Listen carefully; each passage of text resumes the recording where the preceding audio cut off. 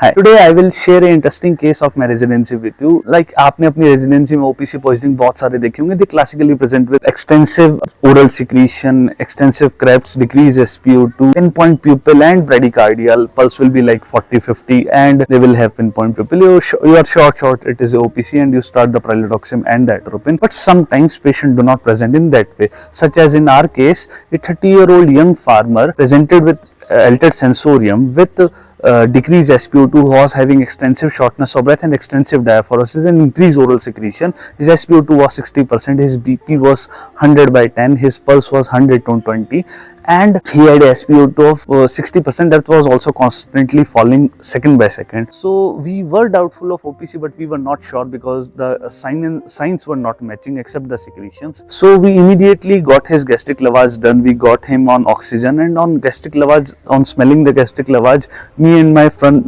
Bharat were like having a bright smile on our face because that was the smell of OPC. We become assured that we can save this patient. So हमने immediately उस patient को atropine दिया. Then we gave him pralidoxim. We intubated the patient immediately, made him at SpO2 of 100%, and eventually patient responded very well.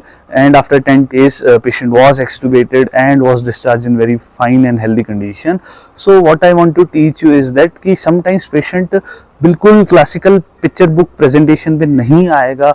You take the whole picture. In this case, the hypoxia was so significant that was causing tachycardia and dilation of the pupil because of the overactivity of sympathetic drive. That is why the patient do not present classically, but with the smell of OPC, with the decreased SpO2, with the secretion, you can think of the OPC, start giving atropine. If he is responding, then you are correct. So I hope it helps.